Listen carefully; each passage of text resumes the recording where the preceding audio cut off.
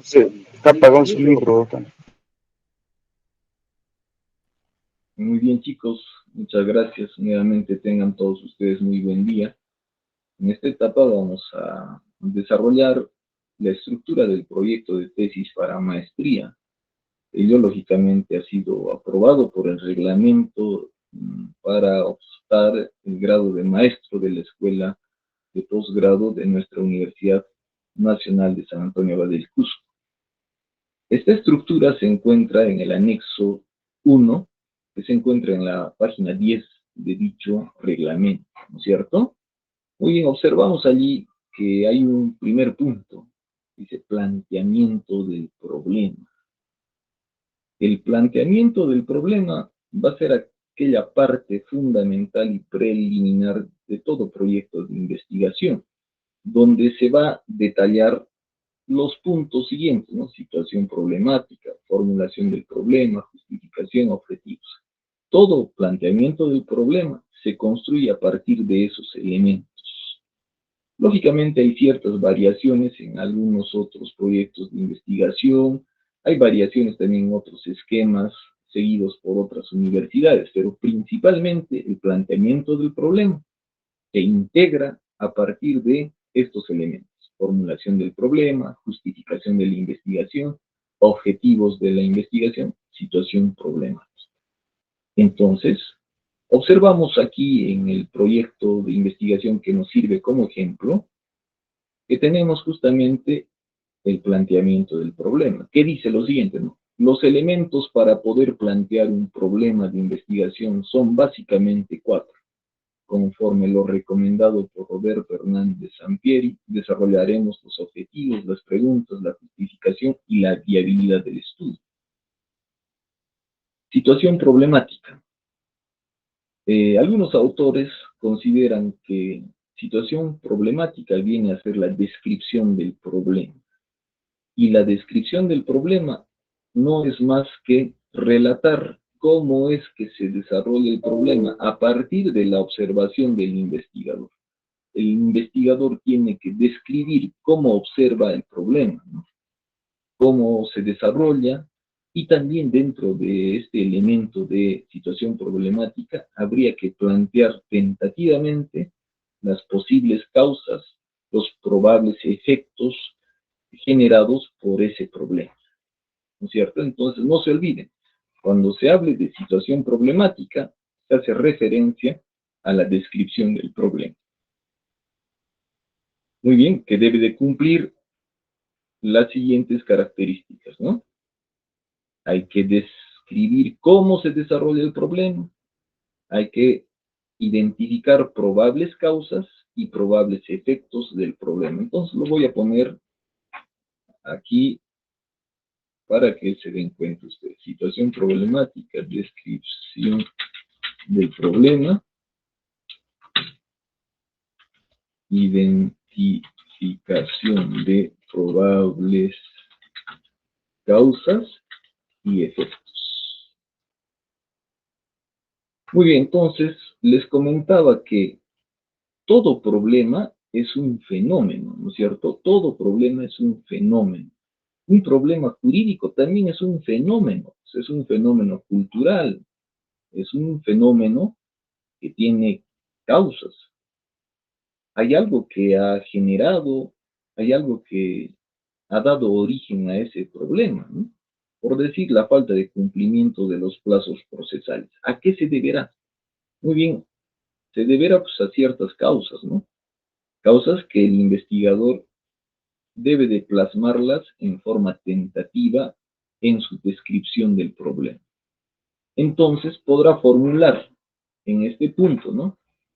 El problema se desarrolla de tal manera, ¿no? Probablemente las causas son las siguientes: falta de presupuesto, falta de capacitación del personal que apoya en el tribunal jurisdiccional, entre otros, ¿no? Problema que a su vez genera las siguientes causas, los siguientes efectos: incumplimiento del principio de celeridad procesal, genera desprestigio institucional, genera malestar en el público litigante. Entonces, todos esos elementos integran la descripción del problema, que a su vez viene a ser la situación problemática. Muy bien, entonces eso lo voy a resaltar para que ustedes se den cuenta. Luego tenemos otro elemento importante que integra el planteamiento del problema, que viene a ser la formulación del problema. Cuando se habla de formulación del problema, automáticamente ustedes deben de identificar con preguntas, ¿no es cierto? Cuando se habla de formulación del problema, automáticamente ustedes hacen referencia a que se está tratando, se está hablando de preguntas de la investigación. Voy a poner aquí también preguntas de la investigación.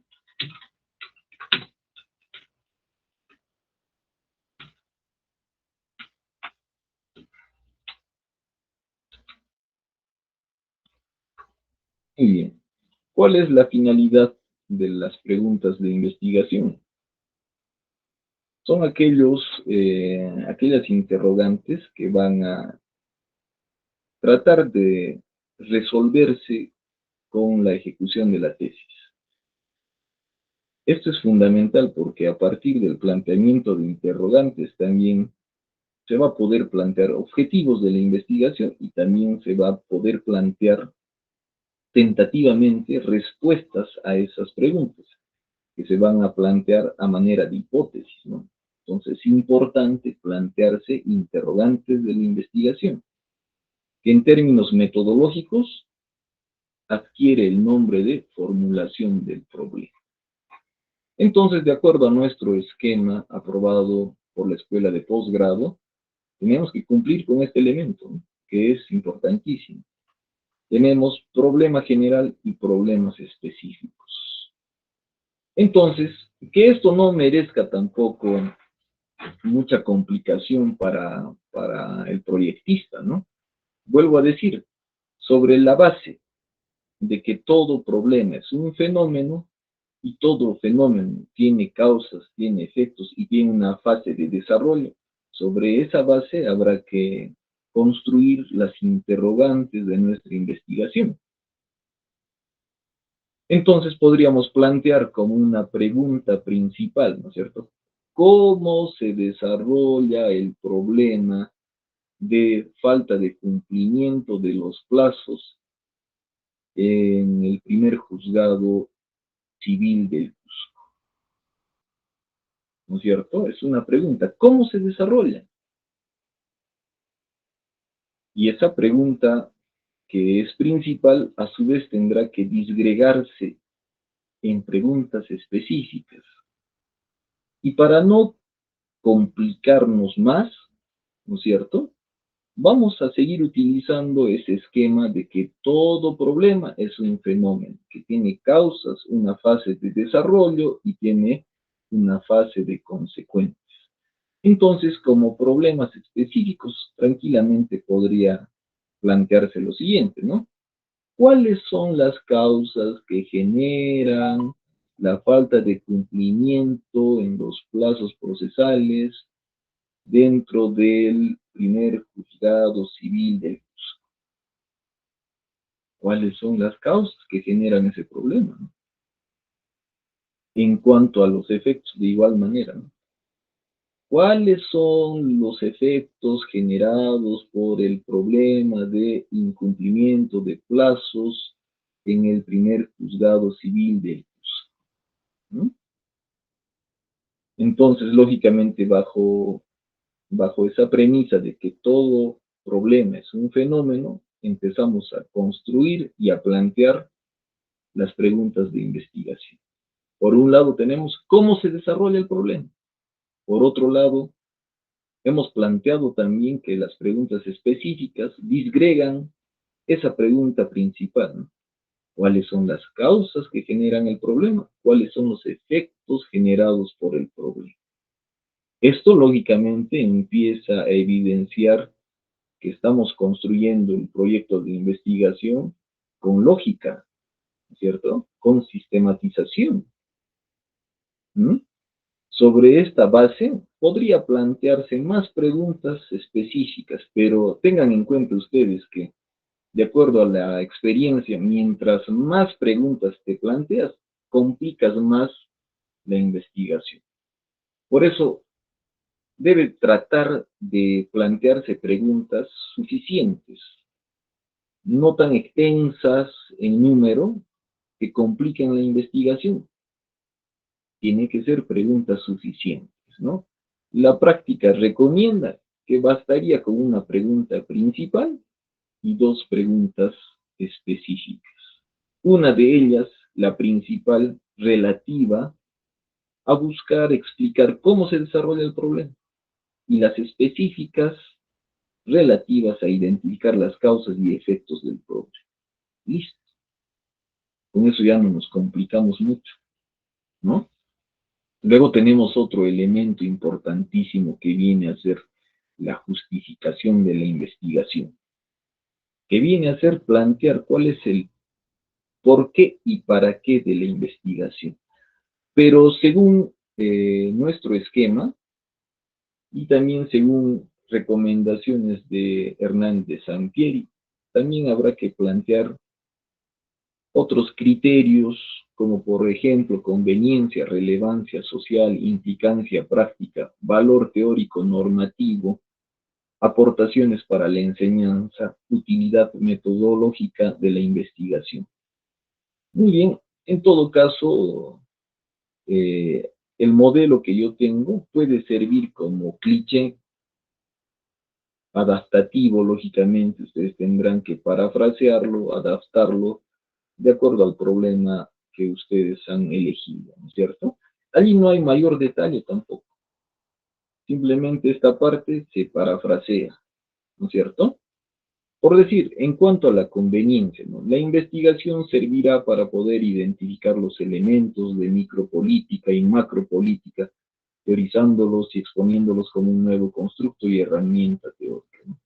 Relevancia social. Esta investigación es importante y tiene trascendencia social en cuanto busca mejorar la gestión pública a través de la introducción y desarrollo de la teoría de la micropolítica en el derecho administrativo, una propuesta de norma que garantice y mejore la gestación de las instituciones públicas.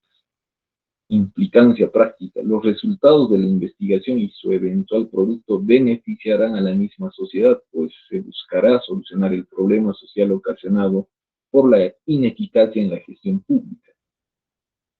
Valor teórico normativo. Los resultados de la presente investigación contribuirán y servirán de base para formular el manual administrativo para la aplicación de micropolítica y el logro de una buena gestión pública. Aportaciones para la enseñanza.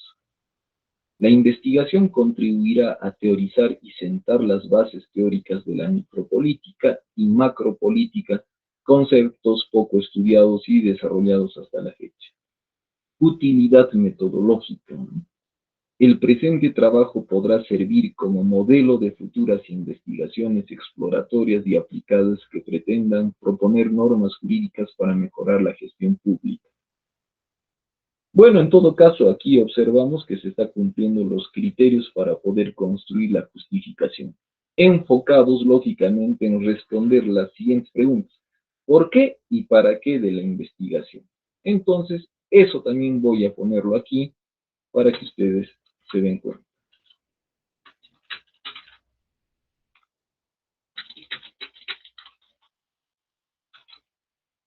¿No? Y también lo voy a resaltar.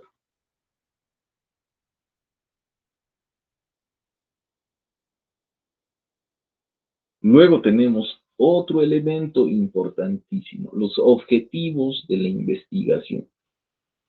Debe de entenderse como aquellas metas que se debe de cumplir con el desarrollo de la investigación. ¿Qué es lo que queremos obtener? ¿Mm?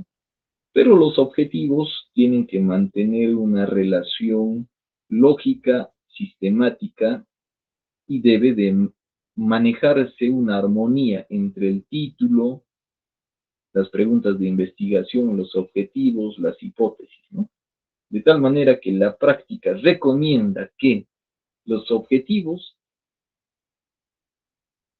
se planteen a partir de las preguntas de investigación, que a su vez han nacido del título y del planteamiento del problema, ¿no? En ese entender, tenemos los siguientes objetivos: un objetivo general y objetivos específicos, en el mismo número que las preguntas de investigación planteadas, ¿no es cierto? Podría ser más, podría ser menos, pero aquí podríamos cometer el error ya de generarnos nosotros mismos inconsistentes. Lo recomendable es que los objetivos nazcan de las preguntas de investigación, que a su vez nace del planteamiento del problema, que a su vez nace del título elegido, ¿no es cierto? En ese entender tenemos 3 preguntas de investigación, por lo tanto, vamos a tener 3 objetivos de investigación. Si nuestra primera pregunta es ¿cómo se desarrolla el problema? Entonces, nuestro objetivo principal sería determinar cómo se desarrolla el problema de falta de cumplimiento de plazos en el juzgado civil del Cusco. Y como objetivos específicos tendríamos los siguientes, ¿no? Si como pregunta específica 1 tendríamos ¿cuáles son las causas que generan el problema de incumplimiento de plazos? Como objetivo específico 1 tendríamos identificar las causas que generan el problema de incumplimiento de plazos, ¿no es cierto? Y como objetivo específico tendríamos identificar las consecuencias generadas por la falta de cumplimiento de plazos, puntos suspensivos. Fíjense cómo empieza a construirse el proyecto de investigación, aplicando un criterio práctico, ¿no? Esto lógicamente ya es resultado de la experiencia, ¿no? Que nos facilita mucho el camino. Al inicio, lógicamente, estás rompiéndote la cabeza, ¿no? Tratando de descifrar, tratando de plantearte preguntas y objetivos, pero ya con el transcurso de la experiencia, de la práctica, te das cuenta de que es más fácil de lo que se esperaba, ¿no?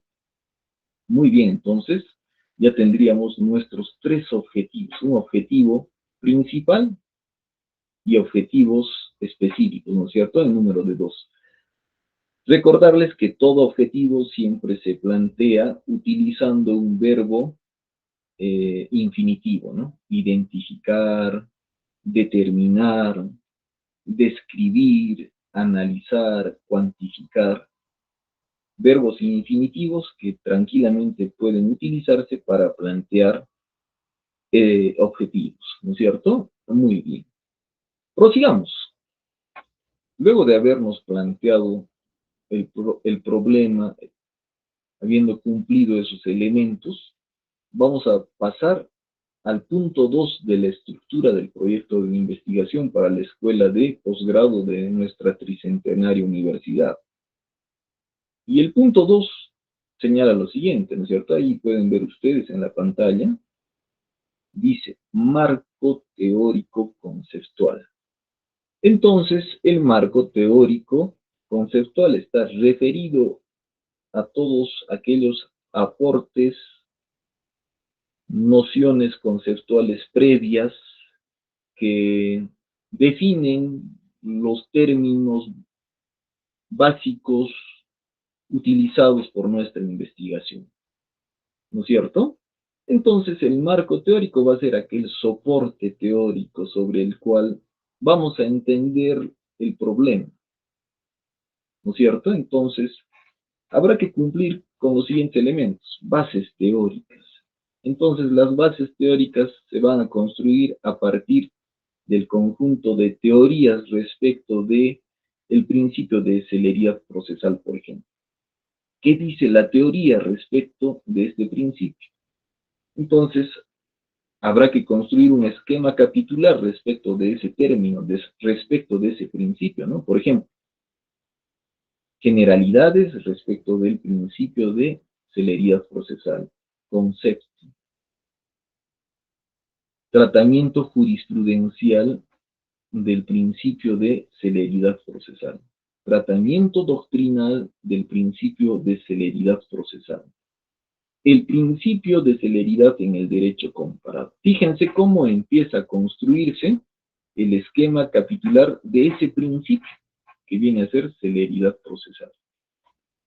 Entonces tenemos un esquema capitular que va a constituir la base teórica, el soporte teórico. Es necesario definir ese principio desde todas estas dimensiones, doctrinal, jurisprudencial, normativa, constitucional inclusive, y eso nos va a dar una base teórica. Sobre eso, sobre esa base, lógicamente ya podemos entender el problema en su magnitud, en todas sus dimensiones, ¿no es cierto? Muy bien. Luego tenemos otro elemento importante que viene a ser el marco conceptual, palabras clave. Aquí vamos a hacer un glosario, un pequeño diccionario, ¿no es cierto?, de términos que comúnmente se van a utilizar en nuestra investigación y que hay que definirlo. Algunos autores recomiendan que la definición tiene que obtenerse de los diccionarios especializados en la materia que se va a investigar y que habrá que adaptarlos y darles también un cierto significado propio de la investigación, ¿no? Pero principalmente tiene que utilizarse la terminología y la conceptualización aceptada, ¿no es cierto? Entonces se hace un pequeño diccionario, ¿no?, entre 5 a 10 términos, ¿no? Lógicamente este es un estándar no absoluto, ¿no? Puede ser más, puede ser un poco menos, pero generalmente entre 5 a 10 términos, ¿no? Luego tenemos los antecedentes de la investigación, conocido como el estado de arte, ¿no? Entonces, aquí lógicamente lo que se va a hacer es un trabajo de búsqueda. Para ello se va a utilizar las herramientas virtuales, las bases de datos. Hoy por hoy se recomienda utilizar, por ejemplo, base de datos Dialnet, Bilex, que es una base de datos de naturaleza jurídico nacional, donde se puede encontrar la tratativa nacional de ese tema que se está buscando. Bilex, Dialnet, y bases de datos ya de nivel internacional, Web of Science, Scopus. Se recomienda utilizar estas bases de datos porque allí se tiene información fidedigna, ¿no es cierto? Se tiene artículos científicos, ensayos aceptados por la comunidad científica, ¿no? Y también se utiliza el Google académico, obviamente con ciertas restricciones y ciertas limitaciones también. No todo lo que está en el Internet es aceptado como una fuente fidedigna. Eso hay que tenerlo en cuenta, ¿no? Sobre todo habrá que descartar blogs que se encuentra por doquier en el Google, ¿no? Tú escribes, por ejemplo, principio de celeridad procesal y va a aparecer una serie de documentos, pero también va a aparecer blogs donde hay influencers que opinan sobre su experiencia, donde hacen especulaciones, y en lo posible hay que descartar esas fuentes de información porque no son fidedignas, no simplemente son opiniones del influencer. Me refiero a ese tipo de blogs, ¿no es cierto? Pero si es una fuente confiable, que generalmente se va a encontrar en esas bases de datos, lógicamente es aceptable y va a construir un marco teórico también aceptable, ¿no es cierto? Muy bien. Luego de ello, vamos a pasar a la siguiente parte, ¿no es cierto? Antecedentes de la investigación. Ah, ya, muy bien. Entonces, esta parte va a estar construida por las investigaciones previas a tu investigación. Puede ser a nivel local, a nivel nacional o a nivel internacional. Puede existir tesis que aborden el tema de la falta de cumplimiento de plazos y la vulneración a la celeridad procesal. Investigaciones que se han desarrollado en la región del Cusco, ¿no? Entonces, tranquilamente podrían servir como antecedentes para tu investigación. Lo mismo podría suceder a nivel nacional, ¿no? Por decir, en la Universidad Católica hay varias tesis que abordan el estudio del incumplimiento del principio de celeridad procesal. Entonces, tranquilamente serviría como antecedente y estado de arte en tu investigación. ¿Cuál es el criterio que se debe de aplicar, no? Habrá que plasmar el título del antecedente, la universidad de procedencia, habrá que plantear también y describir en forma sintética, claro está, las conclusiones a las que llegó ese trabajo de investigación que lo estás utilizando como antecedente, ¿no es cierto? Algunos autores recomiendan que no deben de sobrepasar los 5 años, ¿no? Y algunos otros sostienen que dichos antecedentes no deben sobrepasar los 10 años. Bueno, esto es relativo, lógicamente, ¿no? Muy bien, luego de ello vamos a pasar a otra parte, el punto de hipótesis y variables. Esto también es importantísimo. Se convierten en elementos fundamentales que van a orientar también la investigación. La investigación, lógicamente, busca respuestas, ¿no? Y la hipótesis cumple ese papel. Son respuestas tentativas a los problemas planteados. Muy bien, en todo caso, la estructura del proyecto de tesis para maestría también exige el planteamiento de hipótesis y variables. Muy bien, entonces las hipótesis van a ser las respuestas tentativas a los problemas que nos hemos planteado. Para ello vamos a ir nuevamente a nuestros problemas planteados, que los tenemos en el punto de formulación del problema, ¿no? Por ejemplo, nos hemos planteado como problema general el siguiente, ¿no? ¿Cómo se lograría una buena gestión pública a partir de la introducción de la micropolítica y sus elementos en el derecho administrativo? Como problemas específicos también nos hemos planteado lo siguiente, ¿cuáles son los elementos de la teoría micropolítica? ¿Cuáles son los elementos de la teoría macropolítica? Muy bien, entonces, las hipótesis necesariamente tienen que responder a estas preguntas de la investigación. Y vamos a ver en el ejemplo cómo se han planteado las respuestas tentativas. A ver, vamos a ir al punto de hipótesis. Muy bien, entonces vayamos a ese punto. Aquí está. Hipótesis general. Se logrará una buena gestión pública a partir de la introducción de la micropolítica y sus elementos en el derecho administrativo, formulando una propuesta normativa que reconozca la necesidad de presupuesto para su implementación, capacitación, evaluación, incentivos, pasantías, financiamientos, reconocimientos, otros. Y como hipótesis específicas en el ejemplo hemos planteado lo siguiente. Hipótesis específica A. Los elementos de la teoría macropolítica son micropolítica personal, micropolítica familiar, micropolítica institucional laboral, y en cada una de estas dimensiones se presentan las siguientes etapas: planteamiento de objetivos, administración de recursos, identificación de aliados, resolución de problemas, aspecto técnico normativo ético, cultura democrática, otros. Y como hipótesis específica B, lo siguiente. Los elementos de la teoría macropolítica son gubernamental, mediático, acceso mediante partidos políticos, disminución del acceso técnico normativo ético, ¿no? En cuanto al ejemplo de la falta de cumplimiento de plazos y la vulneración al principio de celeridad procesal, ¿no? Habría que plantear una hipótesis que responda, ¿no es cierto? Y más o menos sería de la siguiente manera, ¿no?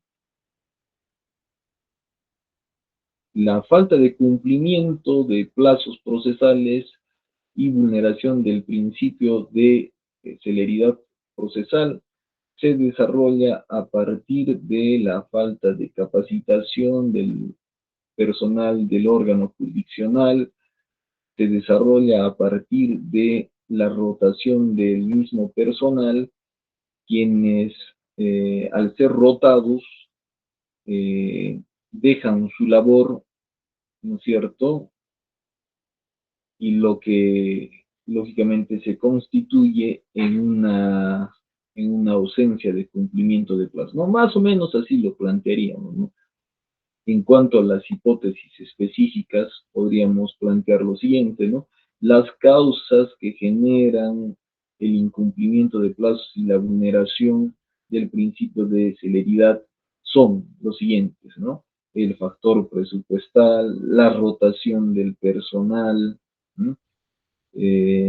Insuficiente número de órganos jurisdiccionales, entre otros, ¿no?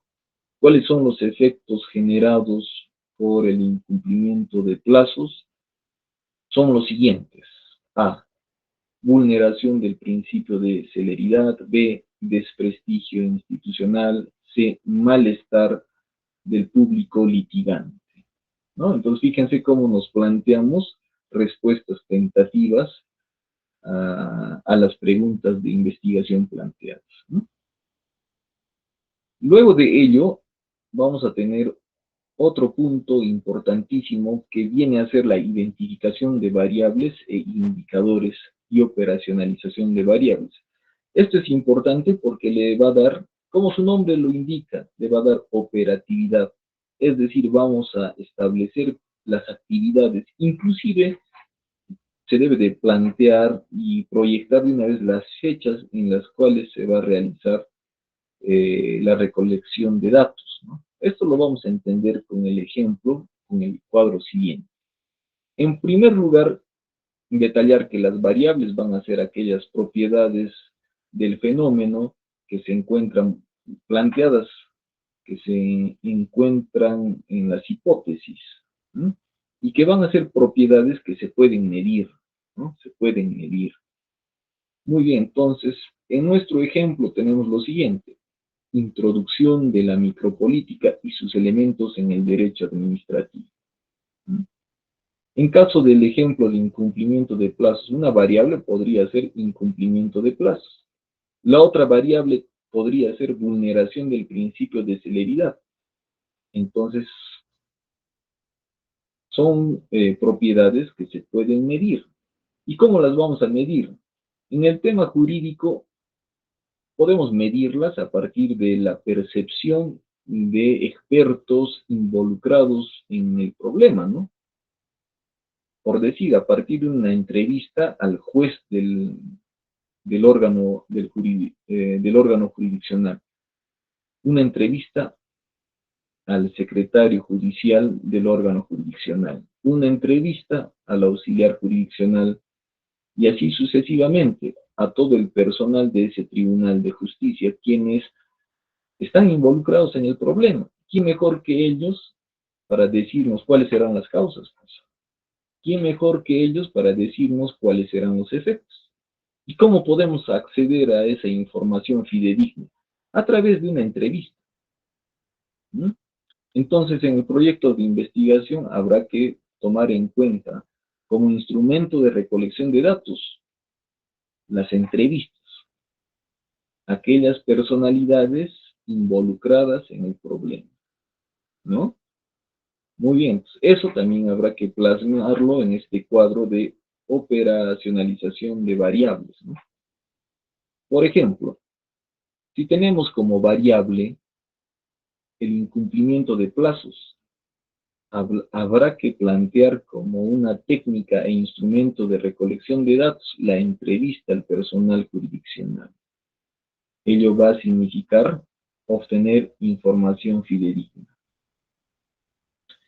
Muy bien, y así por cada una de las variables identificadas para cada hipótesis, habrá que plasmar una actividad específica para poder obtener información. Esto lo van a ver ustedes en el cuadro con más detalle. Inclusive se recomienda que se tenga una columna especial donde se plasmen las fechas, ¿no es cierto? Fechas en las que se vaya a aplicar dicho instrumento de recolección de datos. Inclusive se podría integrar también esa columna, ¿no? Muy bien. Luego de ello, tenemos otro punto importantísimo que va a ser la metodología. La metodología va a entenderse como el conjunto de procedimientos, sistemas, instrumentos que van a servir para poder recoger datos y sobre esa base poder tener resultados que descarten o no las hipótesis planteadas.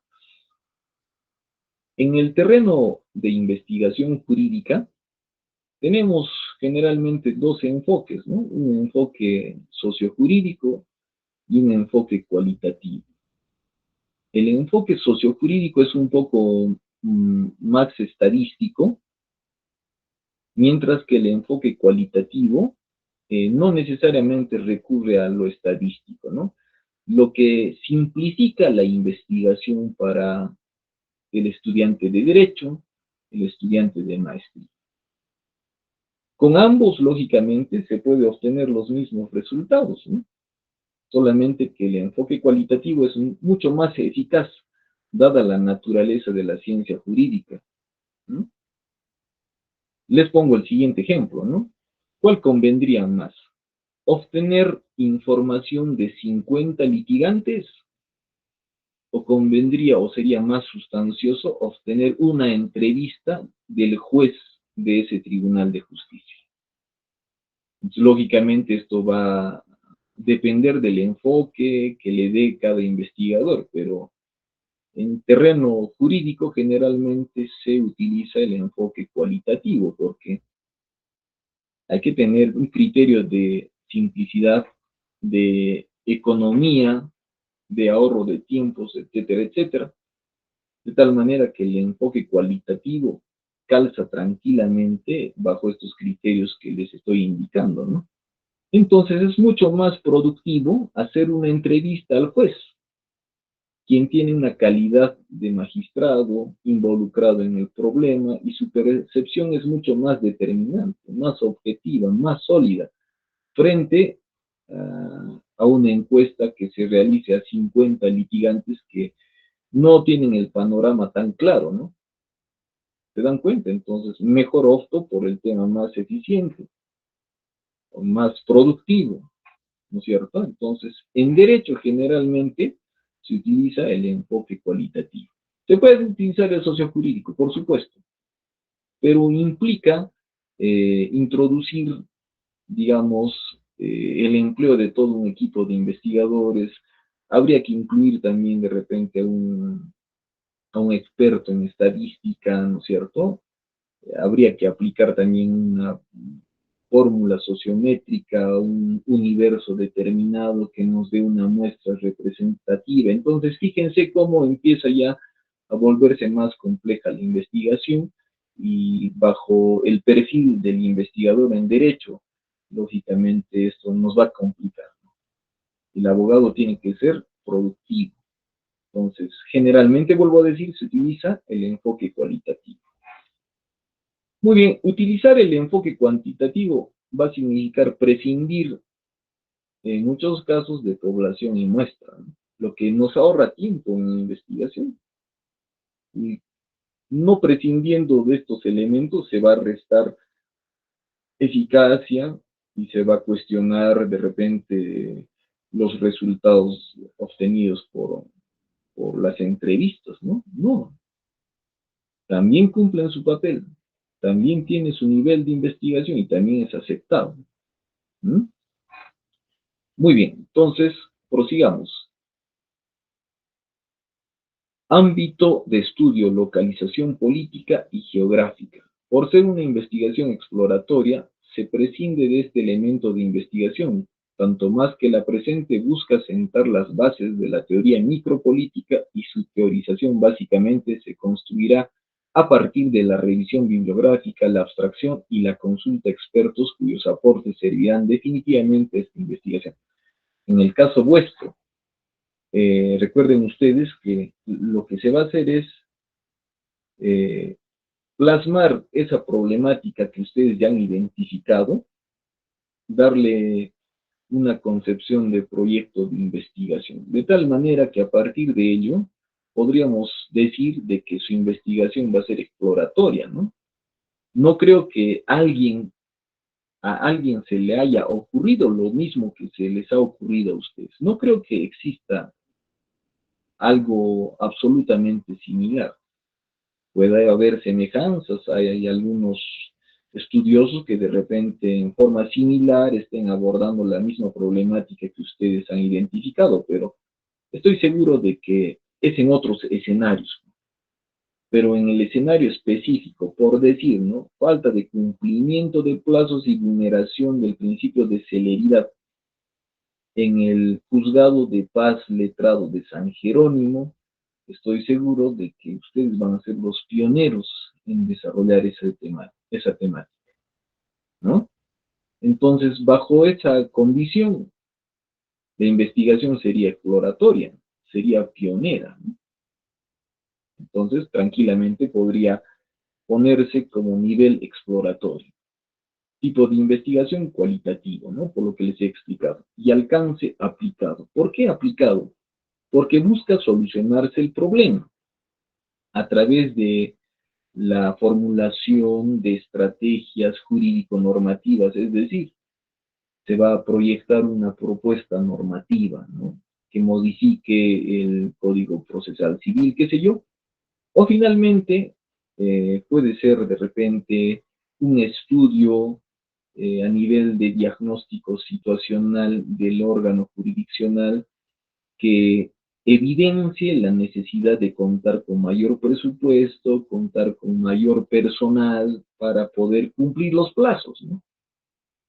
Un informe de diagnóstico situacional, ¿no? Que en su momento se va a remitir al área de gerencia del Poder Judicial, qué sé yo, para que allí ya se tomen las decisiones y se cumpla con las recomendaciones hechas en ese informe, ¿no? De diagnóstico situacional. Todo esto le daría una calidad de aplicada a la investigación, busca solucionar el problema, ¿no? Y ustedes tienen que acostumbrarse a que sus investigaciones tengan este contenido aplicado.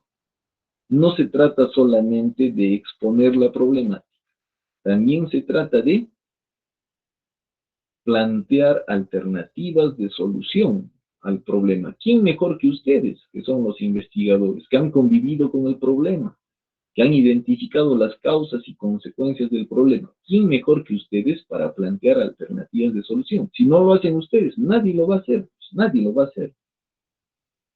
Entonces, darle un alcance aplicado a la investigación permite acercar a la universidad con la sociedad y sus problemas. Darle calidad de aplicada a la investigación permite acercar a la escuela de posgrado a la sociedad y sus problemas, ¿no? Y que mejor aún se convierte en la oportunidad para que ustedes como maestros en la mención de derecho civil y procesal civil planteen una alternativa de solución a la falta de cumplimiento de plazos y vulneración a la celeridad procesal, ¿no? Y tranquilamente eso les va a abrir puertas, ¿no? Rápidamente van a ser convocados seguramente por el Poder Judicial para que ustedes expongan su tesis, ¿no?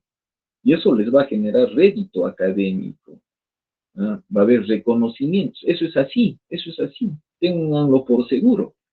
Pero si no le das un matiz aplicado a tu investigación, solamente has descrito el problema y quedó allí, inclusive podría sostenerse de que el nivel de la investigación solamente está a nivel monográfico, ¿no?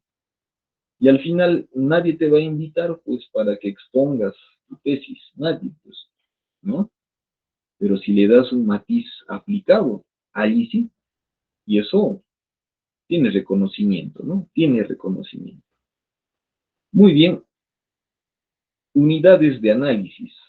En cuanto a la investigación jurídica, generalmente se utiliza como unidades de análisis los expedientes judiciales. Allí se tiene un conjunto de piezas procesales que evidencian la problemática, en este caso el incumplimiento de plazos, ¿no? A comparación con lo establecido en el Código Procesal Civil, donde hay plazos establecidos, tranquilamente uno puede hacer un estudio de cada expediente y comparar si este ha cumplido o no los plazos exigidos en el Código Procesal Civil. ¿Mm? Por ejemplo, eh, ¿no es cierto? Se haría un cuadro donde se tengan los plazos establecidos en el Código Procesal Civil y ver si en el expediente se ha cumplido dichos plazos. Lógicamente, ese trabajo va a evidenciar si hay incumplimiento, si es que el incumplimiento de plazos es en forma exagerada, ¿no? Más allá de lo razonable inclusive, ¿no? En la práctica observamos que hay procesos judiciales cuya sentencia se emite más o menos al cabo de 3 años, 4 años, lo que sí habría evidenciado el incumplimiento del Código Procesal Civil en forma exagerada, ¿no? Exageradísima inclusive, ¿no? Muy bien, entonces, pero también podría utilizarse como unidad de análisis de datos de repente a los profesionales del derecho, los operadores de justicia, ¿no? El personal del tribunal jurisdiccional, ¿no? Del juzgado de paz letrado de San Jerónimo. Entonces, tranquilamente a ellos podría aplicarse también las herramientas de recolección de datos. Eso lógicamente va a determinarse a partir del sentido que quiera darle el investigador a su tesis, ¿no? Población de estudio, tamaño, muestra, técnicas de selección de muestra, ¿no? Les he comentado que en el esquema cualitativo puede prescindirse de este elemento, ¿no? Lógicamente, para simplificar la investigación jurídica. En todo caso, lo que corresponde es justificar solamente, así como lo hemos hecho aquí. Por ser una investigación exploratoria, se prescinde de estos elementos de investigación, tanto más que la presente busca sentar las bases de la teoría micropolítica y su teorización básicamente se construirá a partir de la revisión bibliográfica, la abstracción y la consulta a expertos cuyos aportes servirán definitivamente a esta investigación. Entonces, tranquilamente ustedes podrían prescindir de dichos elementos, tanto más si es una investigación cualitativa, ¿no? Pero si la investigación se inclina por el tema sociojurídico, allí sí necesariamente va a tener que haber un universo, una población y muestra, y habrá que justificar una fórmula estadística que arroje una muestra representativa, ¿no? Y con esto ya vamos a necesitar ya la colaboración de un estadista, ¿no? Entonces, fíjense cómo se complica la investigación para el jurista, para el abogado que quiere aspirar al grado de magíster o de doctor. Además que la estructura aprobada por el reglamento que estamos analizando también prevé dicha situación, ¿no? Prevé la prescindencia de esos elementos de población, tamaño muestra, etcétera, etcétera. En la parte final de la página 10 dice lo siguiente: si no corresponde al tipo y o nivel de investigación a desarrollar, justificar su exclusión. Entonces también está permitido, ¿no? Está permitido. ¿Mm? Muy bien, prosigamos. Técnicas de recolección e información. La presente investigación desarrollará un diseño no experimental longitudinal. Las investigaciones cualitativas, las investigaciones en derecho, por lo general no son experimentales, ¿no? no tenemos un grupo control, no manipulamos grupos y sobre esa base obtenemos resultados. Lo que sí sucede de repente en las áreas de la ciencia química, la biología, etcétera, etcétera, ¿no? En nuestra área de ciencias jurídicas tenemos fenómenos jurídicos de otra índole, así que tranquilamente prescindimos del elemento experimental. Claro que podría darse, ¿no? Podríamos concebir una investigación experimental en el sentido siguiente, ¿no? Al juez le damos una norma eh, específica y sobre esa base le planteamos un caso y medimos si el juez aplica esa norma o no la aplica, ¿no? Entonces, a partir de esa fase experimental podríamos obtener conclusiones, ¿no? ¿Por qué el juez se ha alejado de esa norma insertada? ¿Qué norma ha preferido por encima de esa norma? Entonces, seguramente nos arrojará resultados que se podrían tranquilamente plasmar en la investigación, pero eso también nos complica, los complica a ustedes. Entonces, ¿para qué complicarnos? ¿Mm? Mejor nos sinceramos y ponemos, pues, esta presente investigación no tiene un diseño experimental. ¿Ah? Siempre hay que manejar un lenguaje sincero en la investigación. ¿Para qué nos vamos a complicar? ¿No? Hay algunas tesis, por ejemplo, el aborto en el Perú. Pregunto yo, ¿eso será viable? Obviamente que no, porque a partir de ese título uno podría generarse la siguiente percepción.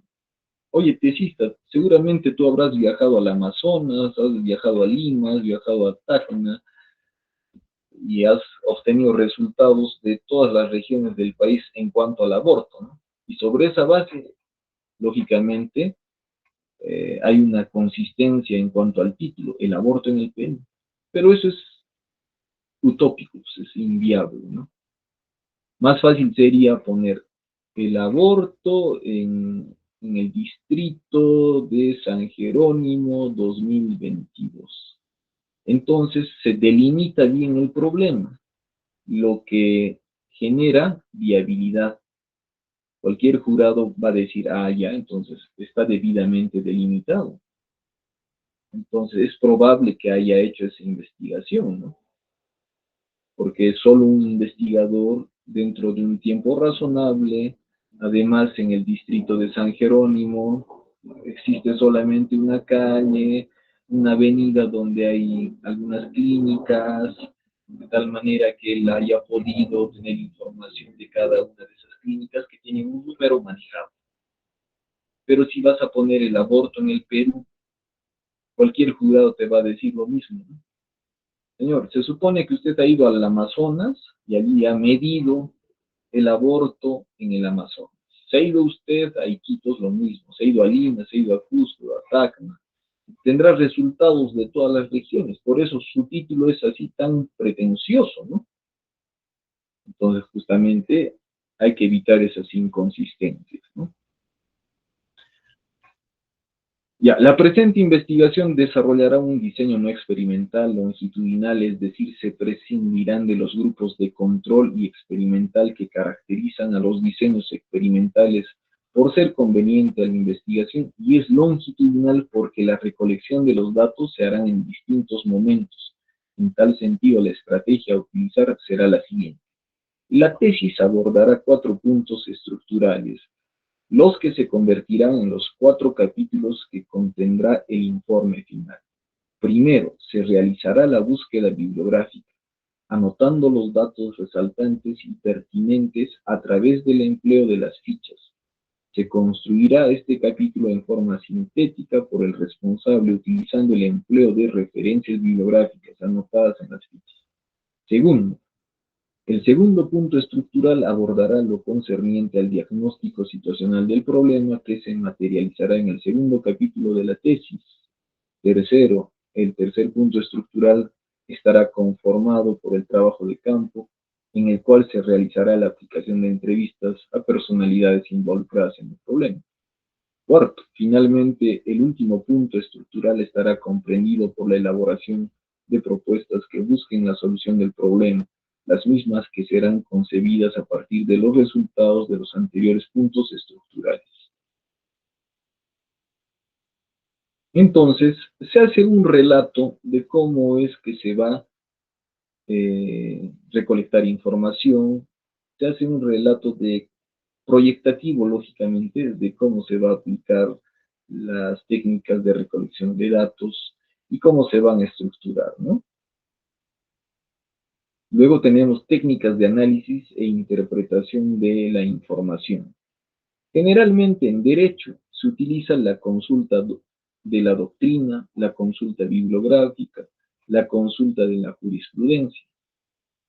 No hay más, ¿no?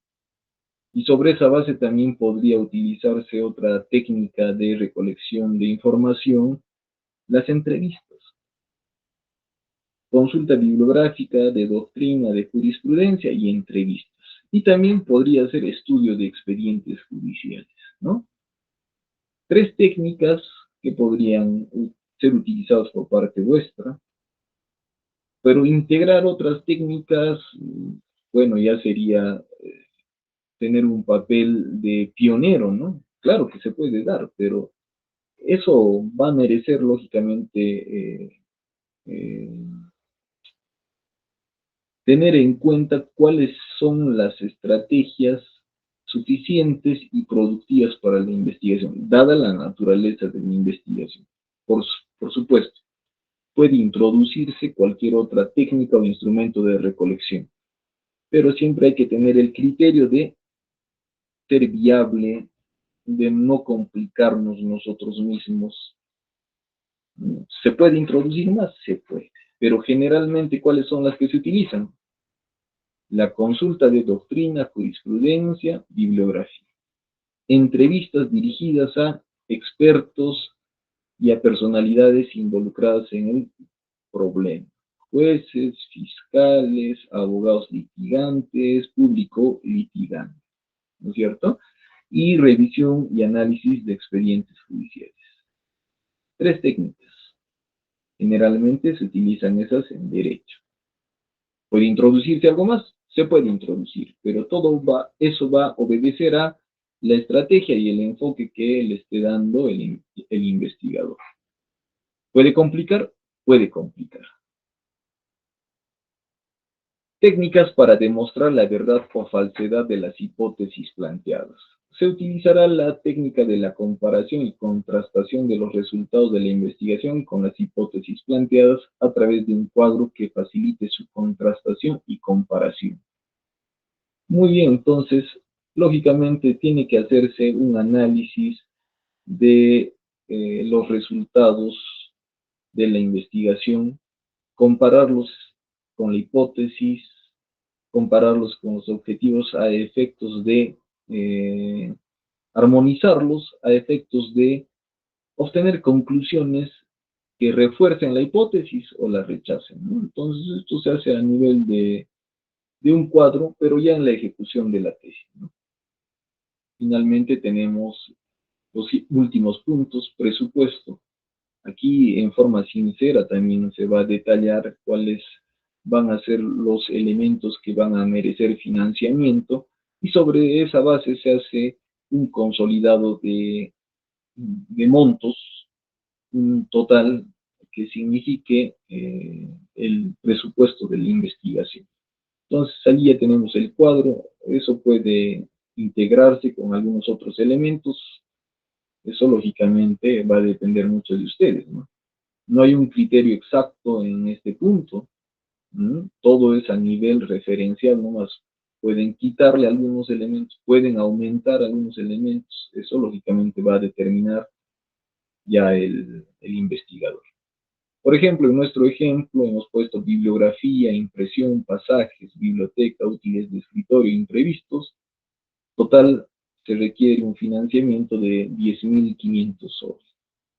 Cronograma de realización, de igual manera aquí en el cuadro observamos un conjunto de actividades y también observamos en qué meses van a tratar de cumplirse.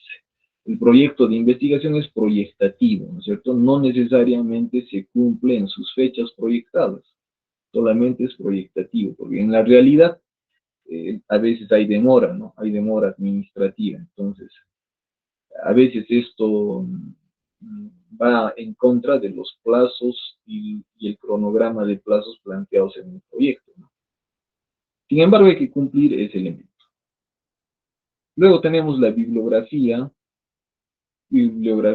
a nivel de metodología de la investigación, bibliografía especializada en la temática. Entonces, ustedes van a poner eh, libros que aborden la problemática específica, ¿no? No necesariamente eh, sean en forma específica, ¿no? Pero puede ser similar a la problemática que ustedes estén focalizando, ¿no?